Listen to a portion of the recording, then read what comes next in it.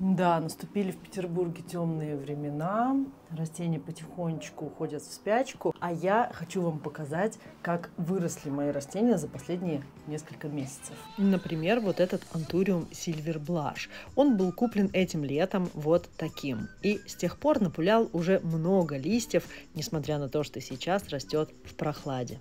Давалия вообще покорила меня своим ростом. Только сравните, это она в июле, а это сейчас, в ноябре, выросла минимум в 2 раза, куст очень плотный и сочный. А этот фикус был куплен 2 года назад и целый год сидел молча, вообще отказываясь расти, пока я не добавила ему в грунт препарат, который теперь добавляю во все свои растения.